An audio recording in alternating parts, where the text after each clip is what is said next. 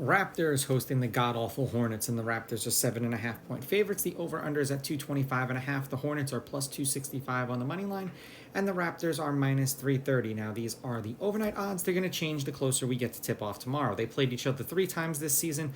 The Hornets won the first one in Charlotte, 119-116, and then the Raptors won 114-99 in Toronto, and then 123-117 in Charlotte. As far as the lineups are concerned, this is where it always gets interesting because the Hornets have been having difficulty putting an NBA roster on the court.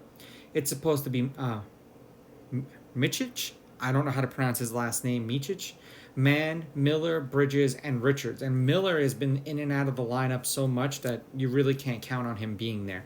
And then quickly, Trent, Barrett, Olnick, and Podol. I wouldn't be surprised if you saw Curry starting tomorrow I think he plays for the Hornets. Seth Curry. Head to head, the Raptors are 8-2. The Raptors are on a 2-game winning streak. The home team is 6-4. The favorite is 6-4 against the spread. The favorite is 7-3 on the money line. The over is 6-4, and the over 225.5 is 6-4. In the games they played against each other this season, 2 out of the 3 actually went over that.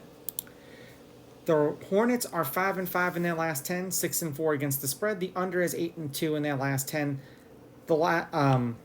They've lost the last 3 games that they've played, and they actually scored over 100 points in the last game that they played against the Sixers. But that was the first one in 5 games that they did it. There was a total of 173 points, then 218 points, 210 points, and then 235.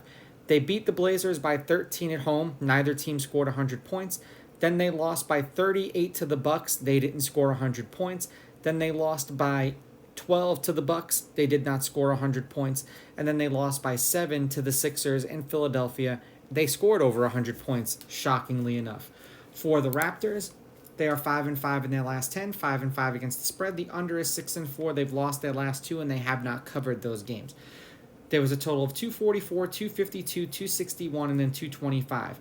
Beating the Hawks by 2 in Atlanta, beating the Pacers by 8 in Indiana, and then losing by 11 at home to the Mavericks, and then by 15 at home to the Warriors. Granted, much better teams than this. I'm going to take the Raptors with the money line. I will take the Raptors laying the points, and I'm going to go over.